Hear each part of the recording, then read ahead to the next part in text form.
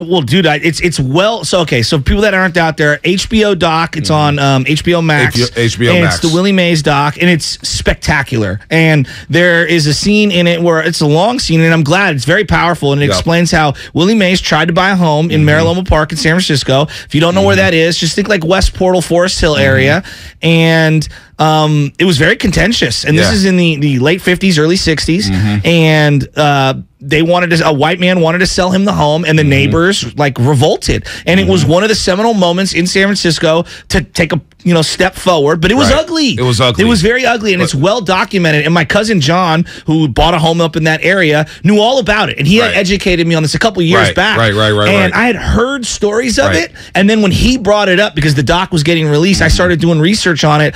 I mean, it was disgusting. He got bottles thrown through his window and just horrible things. Anyway, so just keep going because it was powerful. So I've got the Willie Mays book, The Life, the Legend, Willie Mays by James S. Hirsch. Somebody gave me that book a few years ago, the Willie Mays book, and I remember reading that and so some of the things were coming together. Yeah. But by the end of the documentary, when he vouched for Barry Bonds, but it wasn't just that. It was him sitting next to Stretch Willie McCovey, and I saw Juan Marichal, and I saw Orlando Cepeda, and the way they spoke about Willie Mays and how he played stickball with the kids. I had to stop myself from sobbing. I was broken. I was just like, because it was tears of joy, tears of sadness because he's in his 90s. What he's did for Barry Bonds. Like, we all say Barry Bonds saved baseball in San Francisco, got the ballpark built, but there would be no baseball in San Francisco without Willie Mays. 100%. And so, okay, just to give you my perspective of it, because I don't know what yours is, and I'd love to know what yours is. In my house, my dad's favorite player of all time is Willie Mays. I remember you telling me that. My dad wears 24. I saw him tweet on Facebook last night. My dad wears 24, and every team he's ever been on because of Willie Mays. The basket catch was something that we did in the backyard. I'm almost getting teared up right now thinking about it. Everybody practiced that. But that Willie Mays is like, there's Jesus, there's the family, then there's Joe Montana and Willie Mays, right? Those were the guys, and obviously Rick Barry was his other guy. And so, like, to see the Willie Mays thing, because I always knew all about it, and I studied everything, but to see footage that I'd never seen, to see Candlestick, to see all that. How sick was the minor league footage? It was ridiculous. Birmingham, Minnesota. How about Rick Way, the ballpark that he helped save? That was absolutely incredible. That team that he was on. The team was loaded. I mean, the pastor that was talking about it, and he had all his faculties, and it was awesome. And people left church early because they couldn't get a seat there. Was it Rick Wood Field? I think it's Rick Wood, Rick Wood Field. And I'm thinking, like, Willie's only a couple years older than my grandfather, right? And so I'm looking at this man tell his stories, and it was incredible, and it felt like there's a family thing here. And that's the thing, like, I know a lot of people who aren't from the Bay Area, they don't get what the attachment is to Barry Bonds. For me, and for people around here, it's family. And I was thinking about, and I'm not trying to all Aaron Judge here, but I was thinking about just the long legacy of family that the Giants have. And when Bonds is crying at that presser, at his introductory presser, saying, I wanted to come home, and I played in this dugout, and all these different little stories. And I was thinking about Willie Mays and how my connection through my dad to Willie Mays. And then my favorite player is Barry Bonds, whose godfather is Willie Mays. Right. It's just, the Giants have a weird connection to this community. So that's why when the pitches come out for Aaron Judge, Barry Bonds must make that pitch. 100%. Willie Mays must make that pitch. 100%. You got to throw Stretch McCovey on the video board for him. You got to throw Juan Tito Marichal. Fuentes. Tito Fuentes was all-time great. He was unbelievable. Unbelievable. How great was he? Unbelievable. Orlando Cepeda.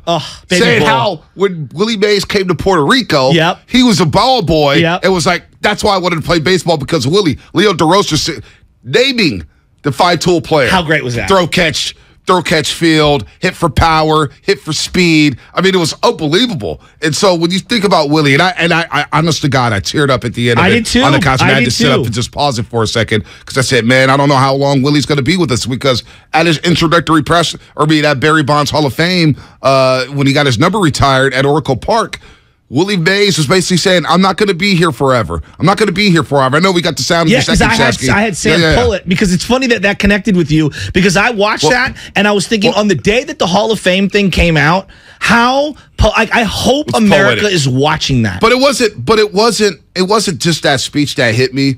It was the totality of that documentary. I'm with you. This guy leaving the kids banging on his window. banging on his window to come play stickball. It was great. He plays stickball with him for an hour, takes him to go get ice cream, and then go plays a game. So when they got to Seal Stadium, honest to God, I wanted to ask you before we play this. Yeah. Your grandfather. Yeah. He had to be there at Seal Stadium. So it's funny that you bring this up. I have a picture in my house right now of a letter on my other side of the family that my great-grandfather wrote to the San Francisco Seals in 1939. Wow. Okay? It's a picture. And on the picture, I'll show it to you. It's typed out and everything, on a little typewriter. Yeah. They hand stamped it with a graphic, the stamp of the stadium. It was him suggesting color in the jerseys. Wow. And they ended up putting navy blue and orange. Crazy. And I'm not saying it's because of him, but they had very mundane colors. And he says you can't see the numbers from the stands. So my family, yes, did go to Seal Stadium. So Papa Shasky. Of course he's been there a zillion times. And you got to understand, they paint the portrait of how Joe DiMaggio, even though he was born in Martinez, was San Francisco's own. There was a pipeline. This was a Yankee Red Sox territory because that's what all the minor leagues were. Right. They were a funnel. The Pacific Coast League was a funnel to the Yankees and the Red Sox. And so Dom DiMaggio goes to the Red Sox. Joe DiMaggio goes to the Yankees. And how sick was it that he hit that 2-run jack against the Giants in the World Come Series? on, dog. I mean, the doc was incredible. The 51 World Series. So by the end of it, and we'll play this in just a second, it wasn't just a speech at the end. It was everything. How about that? I want to ask you about Dr. Reggie Harry Jackson. Edwards. How about Dr. Harry Edwards? Because this was something that was important. Unbelievable. Because as we talk so much about like Kyrie and all these different people, Steph Curry is an example. Right. Some people say shut up and dribble. Some people say no, be more powerful on the day of voting. Right. There were so many nuances of different people, and Jackie Robinson specifically, calling him out, and you could tell it really hurt Willie Mays. Oh, it hurt him because he said, I felt for him. But he said, and this is how I feel. Yeah. Some people say, Bonte, you need to speak out and defend so-and-so, and this happens with everybody. Do more for the black community. But Willie Mays said it perfectly. I think I do special things for the community. I know I'm not Malcolm X. I'm not Martin Luther King Jr. I'm a baseball player, but I'm going to do what I can to help out the black community and minorities. So by me playing, by me looking for a house in San Francisco, I'm opening doors for the next person to move into the neighborhood. I'm opening the door for the next minority player, black player, to play. We had all these Dominican players on the Giants, and Willie Mays said that was beautiful. 7 of them. He said our clubhouse was riveting, and I was the leader. And so who was the manager? Dick. It was Dark. Alvin Dark. Alvin Dark. Sorry. Alvin Dark, who was telling Walt Marshall and them, hey, you got to speak English in here. Willie Mays was like, no. Don't play your music. Don't play your music. Willie was like, no. I got you guys back. So it's the same thing for us. What we're doing at the station is opening doors for the next generation. Of course. That's why we love going out to high school. That's why we love talking to kids. And that's what Willie did. And that hit me hard because it was so true. It's like you don't all have to be out there speaking, but you speak with your actions. Exactly. And that's what Willie did. Well, and crazy stats that I was on. They were the second winningest team in the 60s. I didn't know that. Crazy. I didn't know that. And then I also didn't know that they were the #1 on-the-road attendance team. That's insane. They were the #2 attendance team at home in the 60s. Then the A's move in 68, and it just cuts everything in half. How about Reggie Jackson in that, Doc? Reggie Jackson was incredible. First off, when he talks about, I want to meet this Reggie Jackson. I want to meet this Reggie Jackson. Who's this Reggie Jackson? It was incredible. It was absolutely incredible. And then the Bobby Bonds stuff, which this is where I wish it was like a 7 or 8 part doc, because they didn't even dive in to Bobby and some of his own demons and how he was traded many times. But you could see in a small way, if you know anything about Barry, you could see why he was the way he was. Think of how Willie was ostracized by a lot of Jackie Robinson, his idol. His freaking idol. And you wonder why Barry had a chip on his shoulder with the media because of the way Willie was portrayed. And then him stumbling. I'm going to tell you this right now. I know so much about Willie. I have studied it because my dad's favorite player. My theory or at least my impression of what happened in New York when he was a Met was that he was stumbling and fumbling around and he looked washed. I didn't know the way that I saw that highlight was not my impression of the still photo of seeing him on the ground where he's on his knees. It looks like he's a bumbling old man begging for a call when he's the guy on deck saying the guy was safe. But what's crazy? What's crazy is that was a Game 7. I couldn't believe it. And Reggie said people forget he had to go ahead hit. He had to go ahead hit to give him the lead. He had to go ahead and hit that game. That was in Game 5. Game 5 Game to give 7, him a lead. he's in the dugout, and they're down. Oh, yeah, they didn't. Yogi Berra didn't pitch hit for him, which pissed me off. Bob Costas is saying, and by the way, Bob Costas was brilliant. He dropped a word, and I had to Google this. What's that? Runyon-esque. Runyon-esque. What does that even mean? I was looking it up, and it's got so many different meanings. And I'm like, of course Bob Costas is out here trying to throw 100-mile-an-hour fastballs on the black, trying to show his stuff. Well, I mean, he was trying to hit grand slams. It was incredible. So if you're a baseball fan, if you're a member of the Bay Area community, if you care about just the history of this area and what sports did, and I think people don't understand, the Niners were the first team born and raised here. The Giants legitimized sports in this region because baseball was the king of king sports back then. And talking about how the 50s and the advent of television had made Willie Mays a star. And one of the first ever televised World Series is Yankees-Giants, New York versus New York. It was sick. It was sick. Yankees-Giants, Yankee Stadium. By the way, going back to Yankee Stadium. Oh, the Polo Grounds is sick. When DiMaggio hit that ball down the line. I know. The 2-run home run. He smoked it. I said, I want more Polo Grounds. Why has someone not rebuilt the Polo Grounds? But then you get the 54 series, and you hear the Shea kid, John Shea, that doc from the San Francisco Chronicle. Oh, he was all-time great. Was he in his bag? I want to talk to him soon. He was talking about the 54 series where you get the Cleveland Indians, and they're the best team, win 111 games. They were picked to sweep the Giants, and the pivotal, that play, that catch was so pivotal. And then, you know what I did love, too? The Ed Sullivan Show where they had all the All-Stars there. Why can't we do that? Why can't we get somebody like... in their uniforms. In their uniforms. Get they used to do that in college football, too, like the parade or the Playboy All-Americans or whatnot. Get all these guys together, do more things like that. And Vic Wirtz standing next to him in a Cleveland jersey. I know. And he's talking about, I thought I hit it pretty good. Right. And he's running back. And when you have Bonds giggling like a little boy, to me, Bonds was a star. I thought Shea Hay was a star. First of all, Bonds set the tone. I rewinded it like 3 times. At the very beginning, because he's like, I'm hitting these line drives and they're going up. And Willie goes, boy, you gonna put yourself in a slump. You didn't hit it. Boom. And so Barry's like, boom. And then all of a sudden you see Willie Mays just hitting shots, line drives. And I was like, okay, Barry Lobar-Boz has just set the tone. Let me pull up and let me lock in. And it took me, the documentary was about an hour and a half. It took me about 2 hours and 15 minutes to get through. Because you kept rewinding? I kept rewinding stuff. I did too. I kept rewinding, pausing. It was like looking up things. And I'm just like, damn, I didn't know this. I thought I knew it, and I didn't know it. No, not the nuance that they provided. Right. Keep it real with you, though. Willie was always a legend, but don't you even look at him in even more of a higher light? Well, I remember us debating about whether or not who's the greatest player of all time, and I was like, you have a theory. I didn't see him, so I can't put him up there. And I get all that, right? Barry Bonds. But to me, when people talk about Willie, and I never seen him play. You just heard about the reverence, the legend, the reverence, and everything about him. I hear the way your dad talks about him. I hear the way OGs talked about him when I was growing up. To me, Willie is the greatest. Willie is, and I've never seen him play. I don't need to see him play to know. How about one? Okay, if anyone's ever been to Candlestick Point, all right, I've played games at Crocker. That was our home field before Reardon got really built, and that's my home park because I grew up right there. It was a helicopter pad, and that wasn't on the water like Candlestick Point was. Now, I played at Gilman Park, okay, and you got blockage from the stadium, Candlestick Stadium, from the wind. It was so windy, and this is when it was open, okay? He goes, maybe 10 to 15 10 to 15 home runs. A year. A year. He said 10 to 15 overall, but then finally at the end. That were knocked down. Right, that were knocked down, no doubt.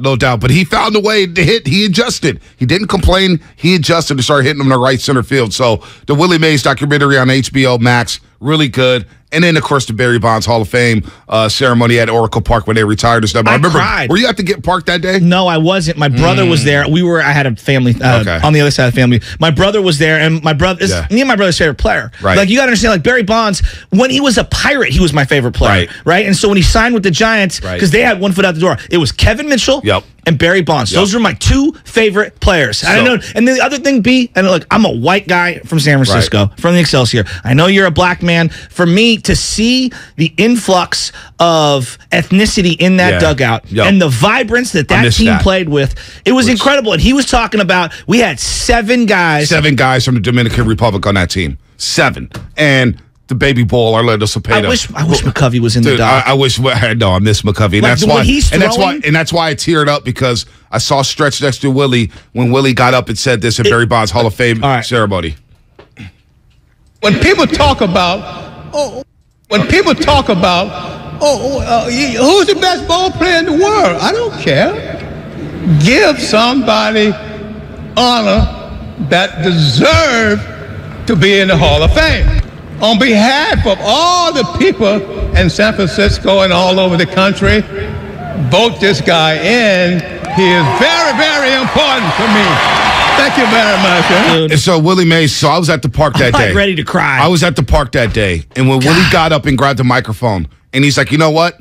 I need to go to the podium because everybody needs to hear this. Yeah. And I remember that, and I saw Stretch, because I love those, like Willie Mack Day, when they give out the Willie Mack Award, it's one of my favorite days of the year. Of course. Because you see Willie Mack there, it means something. You get Kruk up there running material. Have you ever met Stretch? I never met Stretch. I met the Baby Bull. So my dad's favorite player is Willie Mays. My grandfather's is Willie McCovey. He came to speak to Junior Giants one time. I happened to be there, and it was amazing. I got him one-on-one. It was me and my Uncle Jim, who's not a baseball fan. He got me onto the field, and I was in the elevator with him, and I said, Stretch, I never watched you play, but you're one of my grandfather's favorite players of all times. Oh, sir. And he had this is when he had the two like braces around his arms to help him walk. Yeah. He moved one of them off, gave me a huge handshake. The most nice, genuine, down-to-earth man of all time, and just larger-than-life smile. One of my favorite interviews was Peter Gammons. Talking to Willie McCovey before a World Series against Texas, and he was on the field with Stretch, and they were talking, this is before the 2010 World Series, before Game 1, everybody's taking BP, and Peter Gammons is right there with the one-on-one on Stretch. I watched the whole damn thing live, and Stretch is just talking about, I love watching Buster Posey, the way he hits the ball, the inside-out sweep, and he's talking old stories and old baseball, and you're just sitting around the TV like, damn, this is baseball royalty, the way they treat a Stretch. And then you get Willie Mays, and you talk about the Baby Bull. I got to meet the Baby Bull one time, and he's a hoot. Tito Fuentes, we've got to meet him many times. Was Tito Fuentes the whole damn documentary was like... He goes, when he cup-checked him? Yeah, when he cup-checked him, he's like, what are you doing, man? But that was Willie. I know, Willie was just one of the guys, and he was a captain. And so he just wanted to play as a team. And the best thing he said at the end of the documentary, he goes, well, they started the doc by asking him, are you the greatest baseball player ever? It was brilliant. And so they ended the doc with that same question. He goes, why would you ask me something like that? I don't know. He goes, do people come up to me and say, hey, Willie, we enjoyed you playing? That means more to me than saying, hey, I'm the greatest. Everybody can play. My dad can play. There's been a number of baseball players who can play at a high level. I don't know who the greatest is. I just enjoy playing the baseball. Baseball was everything to me. It was my love. We came together, and we made beautiful music. He spent 2 years in the Army barnstorming for the troops and missed the beginning of his career. Like it's his entire story is incredible. Like it's absolutely incredible. And I'm just so glad that they put out a documentary. John Shea, who writes for the Chronicle, is a brilliant historian and storyteller. He was so good. Costas John Miller was good. Oh, Costas. You know what, John Miller? It was so good. John Miller, so underrated in storytelling and giving the details. I'm like, damn, John Miller's in this. He's bringing his A game for this documentary. Was unbelievable. And then Barry Bonds teared up. I teared up at the end of it. It was a great documentary. Willie Mays doc. I can't wait to watch it again. Yeah, no doubt. It'd be watched over and over and over again. HBO did a great job, and to see Willie like that, laughing at the end, it was great. It was great. So I suggest everybody watch the Willie Mays doc on HBO Max.